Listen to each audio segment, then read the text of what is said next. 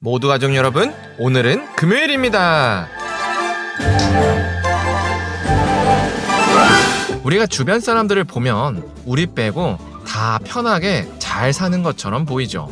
그래서 그런 사람들과 비교하면 늘 우리가 초라해 보이죠. 그렇다면 하나님께서는 왜 우리를 이런 모습으로 놔두시는 걸까요? 그 답이 바로 오늘 본문에 있어요. 그래서 오늘 묵상을 잘 들어보시면 현재 우리의 모습이 얼마나 큰 은혜인지를 아실 수 있을 거예요. 그러면 오늘도 묵상에 잘 참여해 주시고요. 꼭 댓글로 무엇을 느꼈는지를 나눠주세요. 그리고 이 묵상을 나눴으면 하는 사람에게 공유해 주시고요. 오늘도 좋아요와 구독 잊지 말아주세요. 아셨죠? 그러면 오늘 본문인 열왕기하 17장 듣고 올게요.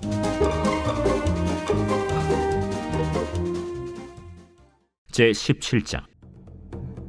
유다의 왕 아하스 제12년에 엘라의 아들 호세아가 사마리아에서 이스라엘 왕이 되어 9년간 다스리며 여호와께서 보시기에 악을 행하였으나 다만 그전 이스라엘 여러 왕들과 같이 하지는 아니하였더라.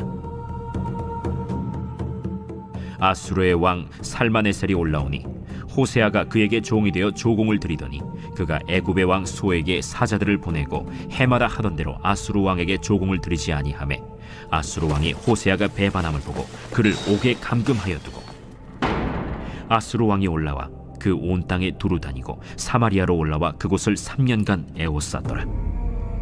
호세아 제9년에 아수르 왕이 사마리아를 점령하고 이스라엘 사람을 사로잡아 아수르로 끌어다가 고산 강가에 있는 할라와 하볼과 메대 사람의 여러 고을에 두었더라.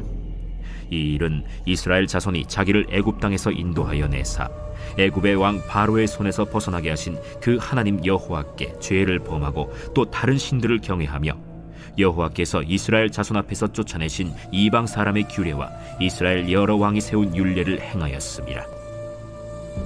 이스라엘의 자손이 점차로 불의를 행하여 그 하나님 여호와를 배역하여 모든 성읍의 망대로부터 견고한 성에 이르도록 산당을 세우고 모든 산 위에와 모든 푸른 나무 아래에 목상과 아세라 상을 세우고 또 여호와께서 그들 앞에서 물리치신 이방 사람같이 그곳 모든 산당에서 분향하며 또 악을 행하여 여호와를 경노하게 하였으며 또 우상을 섬겼으니 이는 여호와께서 그들에게 행하지 말라 하고 말씀하신 일이라.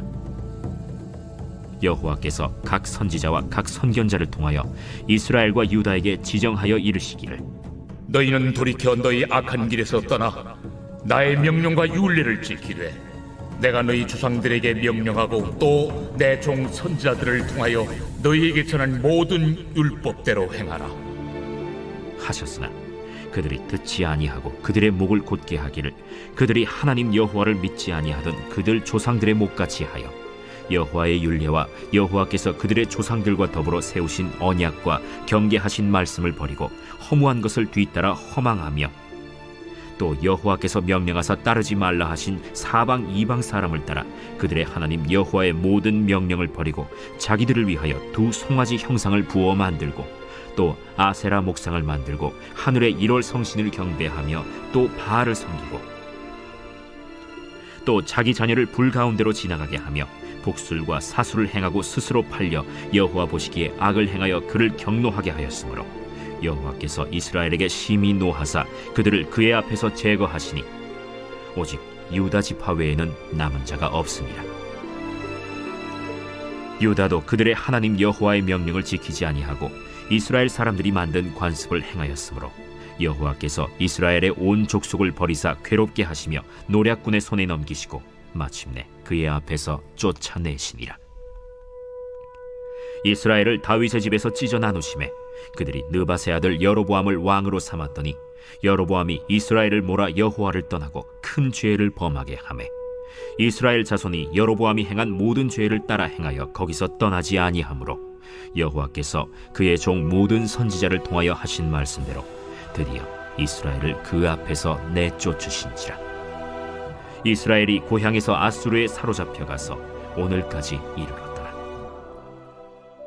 호세아가 북이스라엘의 마지막 왕이 됐습니다. 호세아는 친아수르 노선을 해야 한다는 대의 명분으로 반아수르 노선을 따른 베가를 죽이고 왕이 됐습니다. 그렇게 호세아가 왕권을 잡자 아수르에게 조공을 바치며 안정적인 통치를 이어갔습니다. 그러다 남하 정책을 펼쳤던 아수르 왕 디글랏빌레셀이 죽자 호세아는 갑자기 아수르를 버리고 애굽에 붙었습니다. 그래서 디글랏빌레셋 다음으로 왕이 된 살만에셀이 호세아를 처단하러 왔습니다. 그렇게 호세아를 구금하고 3년간 북이스라엘을 부셨습니다. 그렇게 호세아 집권 9년 만에 북이스라엘은 역사에서 사라졌습니다. 그리고 오늘 본문은 7절부터 23절까지 아주 길게 북이스라엘이 왜 망할 수밖에 없었는지를 상술합니다. 그리고 그 내용을 요약하면 한마디로 북이스라엘에 가득한 죄 때문입니다. 죄는 하나님의 말씀에서 1mm만큼 벗어난 것도 죄입니다.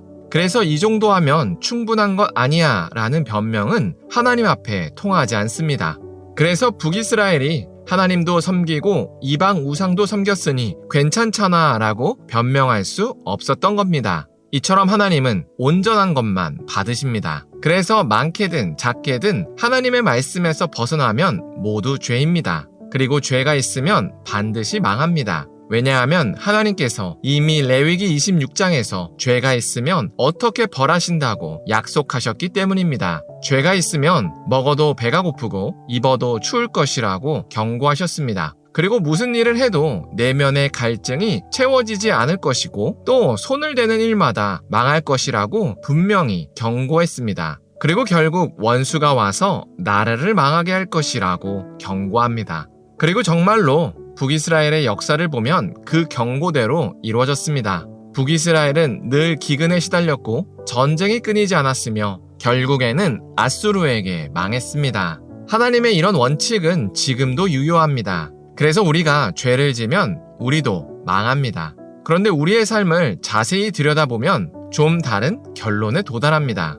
우리가 보통 우리 정도면 잘 살지 않았나 생각합니다. 그러나 하나님의 말씀에서 1mm라도 벗어나면 죄라는 기준으로 보면 우리는 태어나면서부터 지금까지 늘 죄만 지었습니다. 그래서 율법대로라면 우리는 지금보다 훨씬 더 크게 망했어야 했습니다. 그리고 단순히 망하는 것뿐만 아니라 지금처럼 죄와 짝하다가 지옥에 가야 하는 게 마땅했습니다. 그런데 우리는 망하지 않았습니다. 망하기는커녕 예수님 덕분에 죄와 죽음에서 구원받았습니다. 만약 예수님께서 2000년 전에 우리를 대신하여 우리가 담당해야 할 죄의 벌을 받아주시지 않으셨다면 우리는 분명히 더 크게 망했을 겁니다. 그리고 단순히 이 땅에서 망하는 것뿐만 아니라 죽어서도 영원한 벌에 처했을 겁니다. 그런데 이제는 예수님 덕분에 죄인의 신분에서 하나님의 자녀가 됐고 천국 백성이 됐습니다. 그래서 우리는 당혹스러울 수밖에 없습니다. 이건 도무지 상식적으로 이해가 가지 않는 은혜입니다. 왜냐하면 공부를 안 한 전교 꼴찌가 성적 장학금을 받는 꼴이고 교도소에 갈 죄인이 죄에서 해방된 것뿐만 아니라 오히려 상을 받는 꼴이기 때문입니다. 이처럼 우리는 하나님께 엄청난 은혜를 받았습니다. 그리고 이런 은혜를 성경은 하나님의 사랑이라고 말합니다.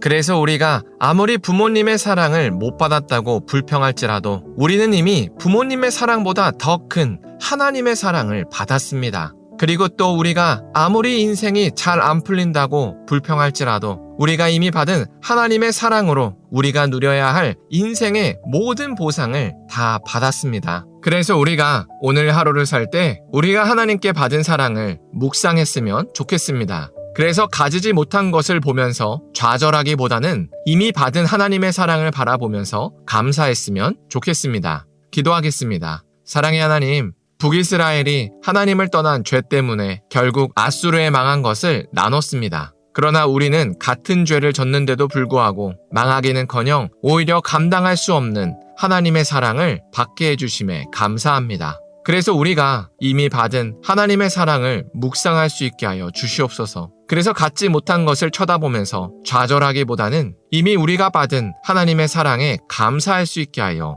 주시옵소서. 예수님의 이름으로 기도합니다. 아멘.